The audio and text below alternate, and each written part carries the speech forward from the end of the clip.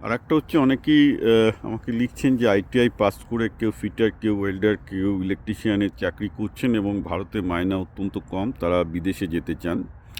বিদেশে skill electrician, skilled ওয়েল্ডারদের চাহিদা খুব হাই, প্রচুর ভারতীয় যায়। অ্যাকচুয়ালি সমস্যাটা এখানে হচ্ছে এই যে এর জন্যে প্রচুর অ্যাকচুয়ালি এজেন্সি আছে ইন্ডিয়াতে। কলকাতাতেই ভোলাবাবু বলে একজন আছেন, ভোলা চক্রবর্তী বলে, তো আপনারা ওর সাথে দেখা করতে পারেন। উনি প্রচুর স্কিল লোককে এখন ইস্টার্ন ইউরোপে পাঠাচ্ছেন। আমি যতদূর জানি আগেরবার উনি প্রায় পশ্চিমবঙ্গ থেকে 1,500 লোককে পাঠিয়েছেন, সেমি স্কিল্ড। আর মুশকিল হচ্ছে কি, এই ধরনের ঘটনায় আগে যারা দুবাই এবং বিভিন্ন জায়গায় গেছে, কারোর এক্সপিরিয়েন্স ভালো, কেউ কেউ আবার মানে সঠতা অর্থাৎ ফ্রডের শিকার হয়েছে।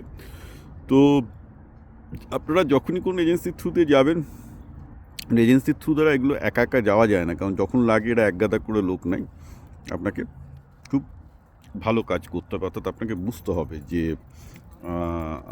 যে সে এজেন্সি ঠিক আছে কি না। হ্যাঁ, তো এগুলো মোটামুটি একা যাওয়া যায় না, অধিকাংশ এজেন্সির থ্রু দিয়ে যেতে হয় এবং আপনাকে দেখে নিতে হবে যে এজেন্সিটা ভালো।